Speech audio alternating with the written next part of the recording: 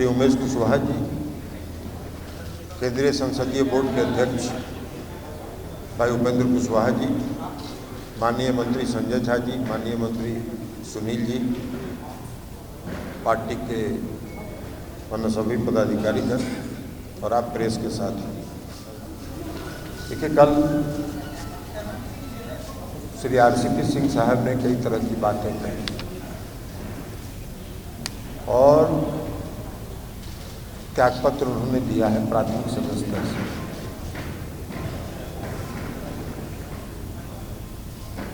तो पार्टी से त्यागपत्र देने पर हमको कुछ नहीं कहना। हर आदमी स्वतंत्र है, कोई आदमी किसी पार्टी में रहना चाहता है, नहीं रहना चाहता है, उसकी मर्जी। लेकिन जो कुछ बात उन्होंने कही उसको सुनने के बाद हमको आश्चर्य हुआ कि यह वह व्यक्ति के मुंह से यह सब बात निकल रहा है जिस पर लंबे समय तक नीतीश कुमार जी ने भरोसा किया, सब कुछ उनके हवाले सुपुर्द कर दिया, उनकी पहचान बनाई नीतीश कुमार जी। कौन जानता था उनको राजनीति में, लेकिन उनकी पहचान बनाई नीतीश कुमार जी। लेकिन वह आदमी भी किस किस तरह की भाषा का इस्तेमाल करते हैं। अब बताइए, कह रहे हैं कि जनता दल यूनाइटेड जो है डूबता हुआ जहाज है। क्या जानते हो जनता दल यूनाइटेड के बारे में? क्या जानते हैं उस समता पार्टी के बारे में? समता पार्टी और जनता दल यूनाइटेड का निर्माण कैसे हुआ है और किन संघर्ष के रास्ते से निर्माण हुआ है, उसका कोई ज्ञान है? एबीसीडी का ज्ञान है उनको? कोई ज्ञान नहीं है, कुछ नहीं जानते। वो कभी संघर्ष के साथी नहीं रहे, वो सत्ता के साथी रहे। और जब मुख्यमंत्री नीतीश कुमार जी 2005 में मुख्यमंत्री बने तो उनके वो सचिव थे।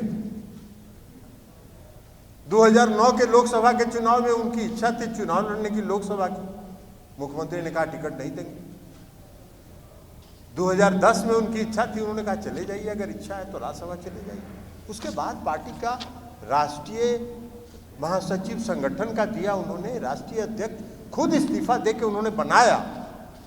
वो जो बार बार कहते हैं कि हम राष्ट्रीय अध्यक्ष बने नहीं हैं, राष्ट्रीय अध्यक्ष नीतीश कुमार जी ने उनको खुद इस्तीफा देके उनको बनाया। इस पार्टी के मालिक एक हैं और उसका नाम है श्री नीतीश कुमार जी। आज हमको उन्होंने राष्ट्रीय अध्यक्ष की जिम्मेवारी सौंपी है, तो हम बने नहीं हैं, हमको भी उन्होंने बनाया है। केयर टेकर हैं। अब केयर टेकर अगर समझने लगे कि हम ही मालिक हो गए पार्टी के, ऐसा कहीं होता है? केयर टेकर मालिक हो जाता है? लेकिन अब वो भी बोल रहे हैं कि डूबता हुआ जहाज है। हम उनको बता देना चाहते हैं आपके माध्यम से कि जनता दल यूनाइटेड डूबता हुआ जहाज नहीं, दौड़ता हुआ जहाज है और आने वाले समय में यह पता चल जाए। हाँ, एक बात जरूर है कि कुछ लोग उस जहाज में छेद करके उसमें पानी घुसाना चाह रहे हैं। नीतीश कुमार जी के हम पूरी पार्टी नीतीश कुमार जी का आभारी है कि उन्होंने ऐसे षड्यंत्र करने वाले लोगों को पहचान लिया और जहाज मरम्मत करके एकदम ठीक कर दिया। अब वो जहाज दौड़ेगा। लेकिन जहाज में जब पानी घुसता है तो कौन भागता है? सबसे पहले कौन भागता है? ये भागता है।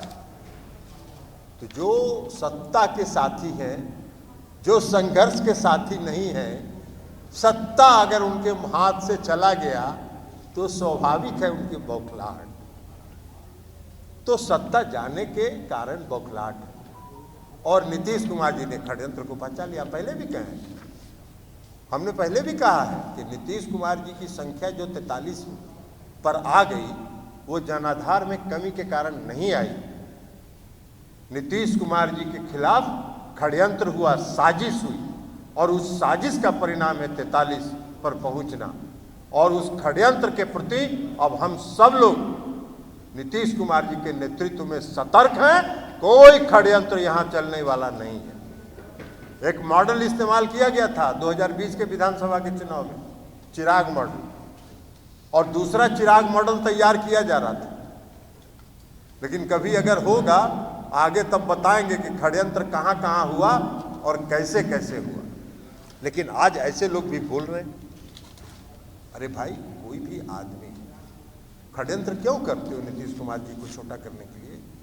नीतीश कुमार जी ने बिहार में एक लंबी लकीर खींची है विकास की, लंबी लकीर खींची।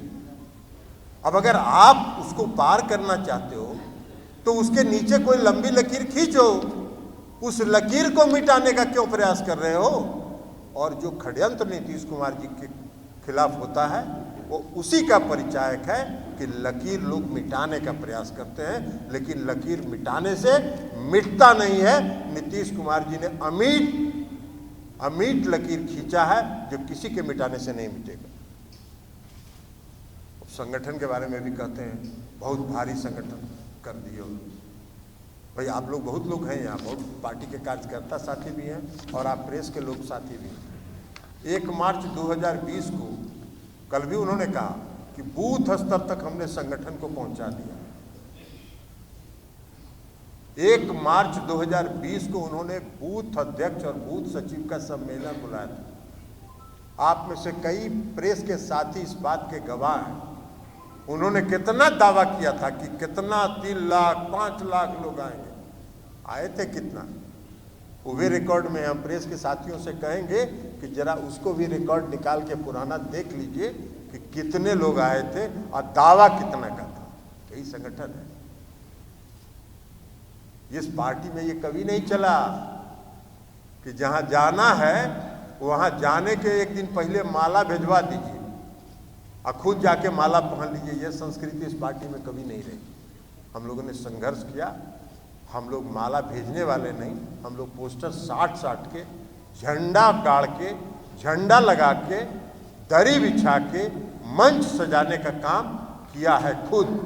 और उस संघर्ष से ये पार्टी बनी है जनता दल यूनाइटेड। इस पार्टी के बारे में उनको क्या मालूम? जो संघर्ष में रहेगा, जो संघर्ष देखेगा, उसको ना पता रहेगा कि संघर्ष क्या होता है। ये पार्टी समर्पित कार्यकर्ताओं की पार्टी, और नीतीश कुमार जी ने 1994 से 2005 तक हजारों, पूरे लाखों की संख्या में बिहार के जो समर्पित कार्यकर्ता थे, उन कार्यकर्ताओं के बल पर बिहार में 2005 में वो सत्ता में काबिज हुए और बिहार के मुख्यमंत्री बने। और बिहार के मुख्यमंत्री के रूप में उन्होंने जो विकास की लकीर खींची है वो देश नहीं पूरे दुनिया में चर्चा का विषय है। आज क्या क्या बोल रहे हैं भाई? कह रहे हैं भुंजा खाते हैं। अरे और नीतीश कुमार जी भुंजा खाते हैं, इसमें भी आपको आपत्ति है? तो नीतीश कुमार जी भुंजा खाते हैं, काम नहीं करते हैं, तो कम आप कर दिए बिहार में विकास। बिहार में इतना जो सड़क का जाल बिछा दिए, घर घर बिजली पहुंचा दिए, कानून व्यवस्था ठीक कर दिए, हर घर नल का जल पहुंचा दिए, हर गली, गांव का गली और नली की पक्कीकरण करा दिए। आप करा दिए कि मुख्यमंत्री नीतीश कुमार जी करें? क्या क्या बोलते हैं, लोगों को बात समझ में नहीं आती है। इसलिए आज संगठन जनता दल यूनाइटेड दौड़ेगा और जो पार्टी के समर्पित कार्यकर्ता, पार्टी के जो वफादार कार्यकर्ता, पार्टी के नेता के प्रति समर्पित कार्यकर्ता जो हाशिए पर पहुंचा दिए गए थे, वो सब आज मुख्य धारा में हैं और नीतीश कुमार का झंडा लेके निकल चुके। उनको क्या मालूम है? देख रहे थे कि कह रहे थे कि कोई कार्यक्रम चला है, उनको क्या मालूम है? अभी मुख्यमंत्री जी ने जो फैसला किया जातीय गणना के सवाल पर पार्टी ने पूरे प्रदेश में मुख्यमंत्री के प्रति आभार यात्रा का कार्यक्रम मनाया और बिहार के हर जिला नहीं, हर प्रखंड में यह आभार यात्रा निकाला गया और उसमें पार्टी के कार्यकर्ता झंडा लेके और नीतीश कुमार की जय जयकार करते हुए सड़कों पर निकले। पार्टी का क्या मालूम है? हाँ, लेकिन एक बात जरूर है कि सत्ता से अगर वो हट गए हैं तो उनको थोड़ा तकलीफ है, कष्ट है। तो कष्ट है तो कष्ट को झेलिए, क्या करिएगा? और बाकी तो उनको देर सवेर तो जाना ही था, इस्तीफा तो उन्होंने अभी दिया, देर सवेर तो उनको जाना ही था, इसलिए कि उनका तन यहां था और उनका मन कहीं और था। तो जब तन और मन अलग अलग जगह पर था तो देर सवेर तो जाना ही था उनको, इसमें कहां कोई दो राय है। तो इसलिए हम लोगों को उनके इस्तीफे पर कुछ नहीं कहना है, लेकिन कहना है कि अगर आपने पार्टी से त्यागपत्र दे दिया है तो अब अपना काम करिए, जहां मन करे स्वेच्छा से वहां चले जाइए, आपको कौन रोका, आप स्वतंत्र नागरिक हैं, आप स्वतंत्र नागरिक हैं। लेकिन इस पार्टी को नीतीश कुमार जी ने बनाया है और ये पार्टी आने वाले समय में दौड़ेगी, ये आप भी देखिएगा और हम सब लोग देखेंगे। बस मुझको इतनी ही बात कहनी थी। और अभी अब और अगर आप लोगों को कुछ पूछना हो तो आप पूछ सकते हैं।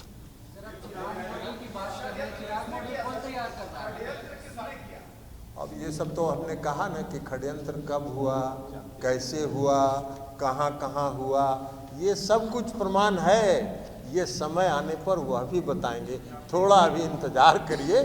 ये सब मालूम है हम लोग को कि कहाँ से षड्यंत्र हुआ और कैसे कैसे षड्यंत्र हुआ।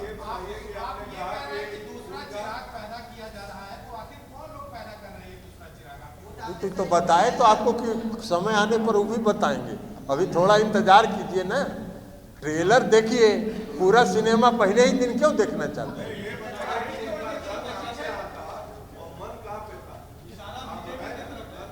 सब मालूम है। अरे मन कहीं और था, आपको भी मालूम है, उनको भी मालूम है, सबको मालूम है मन कहाँ था। और जहाँ था वो आप जानिए, उनसे जाके पूछिए कि मन आपका कहाँ था। हम तो कह रहे हैं कि तन यहाँ था, मन कहीं और था। अब उनसे जाके पूछिए कि मन आपका कहाँ था। हमको नहीं मालूम है, लेकिन मन यहाँ नहीं था, ये हम जानते हैं। क्योंकि यहाँ मन अगर रहता उनका तो पूरे मन योग से पार्टी को मजबूत करने में लगते। अगर राज्यसभा का टिकट नहीं भी मिला था तो संतोष करके पार्टी को मजबूत करने में अपना समय लगते। अब ये बाकी वो बता सकते हैं कि मन कहाँ, क्योंकि मन यहाँ नहीं था। अब ये कब करेंगे, हम आपसे सलाहकार समिति के अध्यक्ष के रूप में हम आपको मनोनीत करते हैं, प्रदेश अध्यक्ष को कहते हैं जनता दल यू का।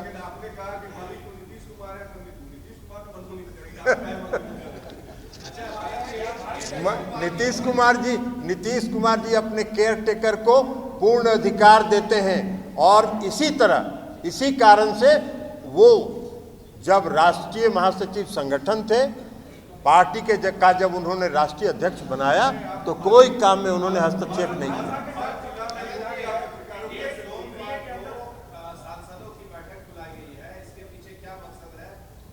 मुझको नहीं जानकारी है, हम अभी आए हैं, हमको कोई जानकारी नहीं, हमको नहीं मालूम है। हम अभी तो आए ही हैं, दिल्ली से उतरे हैं और हवाई जहाज से सीधे आपसे मिलने के लिए चले आए।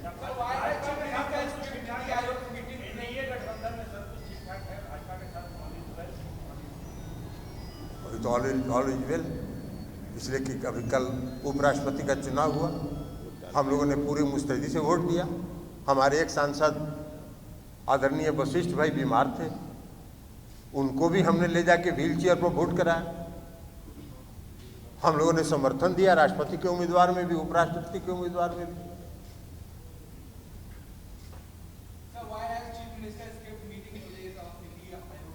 ये तो चीफ मिनिस्टर बताएंगे ना, उनसे जाके पूछिएगा।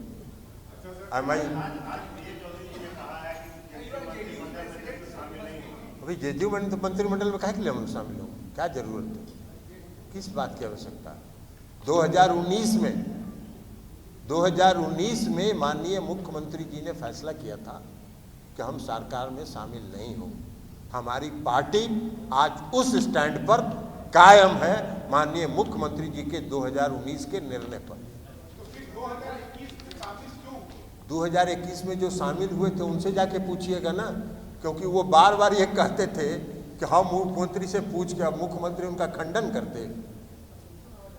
तो इसलिए ये सवाल मनीष जी आप उनसे पूछिए जो 2000, चूंकि हमने अभी कहा कि मुख्यमंत्री जब किसी को अधिकार देते हैं, केयर टेकर जब बनाते हैं तो उसमें हस्तक्षेप नहीं करते। अब वो राष्ट्रीय अध्यक्ष थे, राष्ट्रीय अध्यक्ष के रूप में उन्होंने यह फैसला किया। 2019 में जब मुख्यमंत्री जी ने फैसला किया था तो हम सब लोगों से उन्होंने परामर्श किया था, और हम सब लोगों से परामर्श करने के बाद मुख्यमंत्री जी ने अवगत करा दिया था कि हम शामिल नहीं होंगे। अब 2021 में वो राष्ट्रीय अध्यक्ष थे, उन्होंने क्या फैसला किया, किन परिस्थितियों में फैसला किया, ये इसका उत्तर बेहतर वो बता सकते। क्या ये मंत्रिमंडल में शामिल होना ही सबसे बड़ा गुनाह था सीपी सिंह का, इसीलिए उन्हें ये सजा दी गई, उन्हें दोबारा राज्यसभा दी? नहीं, इसमें कोई सजा हो गया, सजा होता है। पार्टी के अंदर कोई भी टिकट मिलता है, किसी को टिकट नहीं मिलता है तो पार्टी के अंदर उसको इंतजार करना चाहिए 2 साल के बाद। आप इसको सजा बोल रहे हैं, ये सजा थोड़ी होता है। पार्टी में दूसरे साथी को भी मौका मिलता है ना। अब राज्यसभा में 1 सीट है तो पार्टी का दूसरा साथी को भी मौका मिलना चाहिए ना, कि एक ही आदमी कंटिन्यूअस चलता रहेगा। हमारा स्ट्रेंथ हो गया 1 का, तो हमारा 1 का स्ट्रेंथ हो गया तो किसी और साथी को मौका मिला। तो नीतीश कुमार की क्या सहमति नहीं थी केंद्रीय मंत्रिमंडल में शामिल? ये इसका उत्तर तो नीतीश कुमार जी दे सकते हैं, लेकिन हमको मालूम है कि 2019 में सबसे परामर्श करके उन्होंने फैसला किया था। हमसे भी परामर्श उन्होंने किया था और हम सब लोगों की राय थी। पटना में नीतीश कुमार जी दिल्ली में थे, जो साथी पार्टी के वरीय नेता पटना में थे सबसे फोन करके उन्होंने बात किया और सबसे परामर्श लेने के बाद उन्होंने कम्युनिकेट किया। अब 2021 में जो राष्ट्रीय अध्यक्ष थे उन्होंने क्या फैसला किया, किससे परामर्श किया, नहीं किया, इसकी जानकारी मुझे नहीं।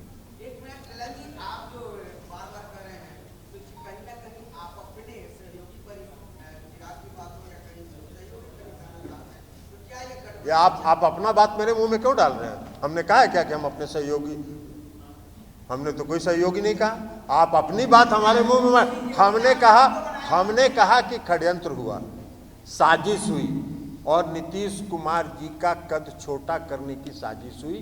अब साजिश का खुलासा हमने कहा है कि जब समय आएगा तो भी बता देंगे।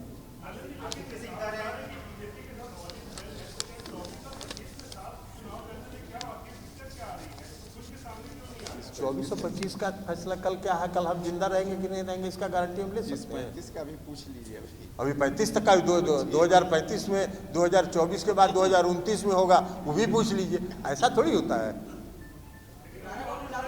अभी तो ऑल इजवेल है। हमने तो बताया कि राष्ट्रपति के चुनाव में, उपराष्ट्रपति कल हुआ है, उपराष्ट्रपति का चुनाव सब लोगों ने, हम लोगों ने वोट दिया, हमारे एक सांसद ने जाके वोट दिया।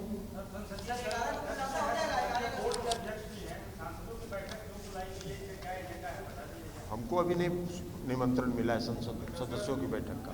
तेजस्वी यादव ने आज महंगाई को लेकर रोड शो किया। क्या आप मानते हैं कि देश में महंगाई, बेरोजगारी बड़ा मुद्दा है? आज तो हम दूसरा सवाल पर बात कर रहे हैं। महंगाई तो बढ़ी है और अगर जनता का मुद्दा है और अगर जनता के मुद्दा में उनको अगर उनको लगता है कि देश में महंगाई बढ़ी है और जनता का ये मुद्दा है तो उन्होंने उठाया, इसमें हम इसका विरोध क्यों करें?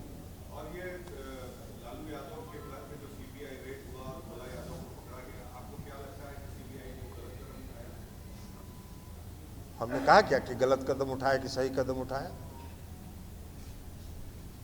हमने कहा है नहीं। आप सवाल पूछ रहे हैं, आप सवाल पूछ रहे हैं, उसके साथ जवाब भी आप ही दे रहे हैं। हम सीबीआई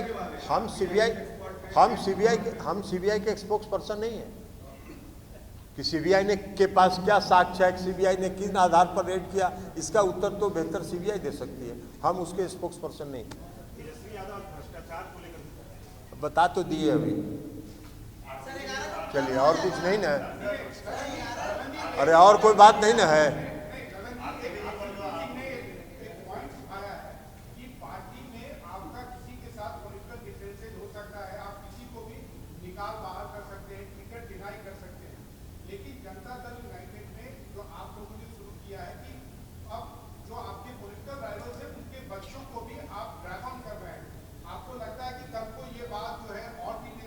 किसी को ड्रैगन नहीं कर रहे हैं, किसी को ड्रैगन नहीं कर रहे हैं।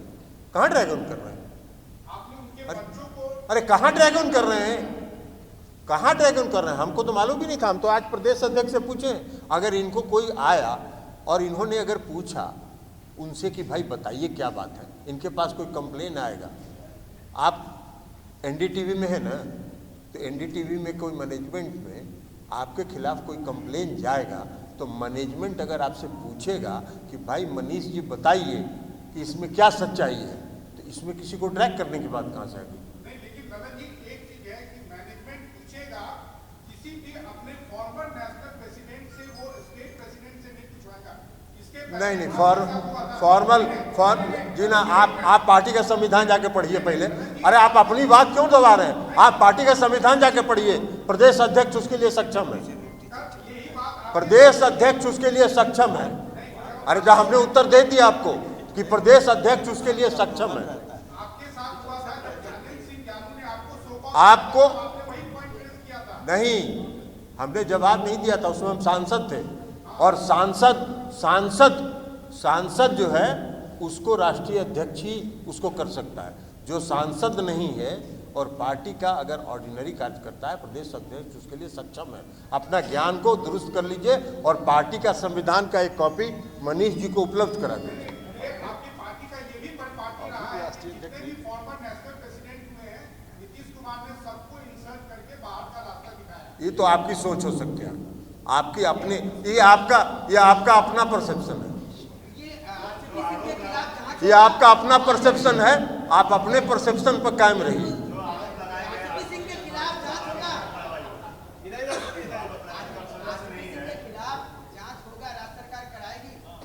राज्य सरकार हम राज्य सरकार हैं। आप तो राज्य सरकार का बात पूछ रहे हैं, हम राज्य सरकार हैं। हमको, अरे भाई नीतीश कुमार मुख्यमंत्री तो मुख्यमंत्री ना इस पर फैसला करेंगे कि पार्टी का अध्यक्ष फैसला करेगा। ये इनको अगर प्रदेश अध्यक्ष को कोई परिवाद मिला था और पार्टी के ही कार्यकर्ताओं ने कोई कंप्लेंट दिया था, तो इन्होंने उनसे अगर पूछा तो इसमें कोई आपत्ति की क्या बात हो सके? उनको बताना चाहिए था कि यही बात, कि ये बात है। चले, धन्यवाद। चलिए।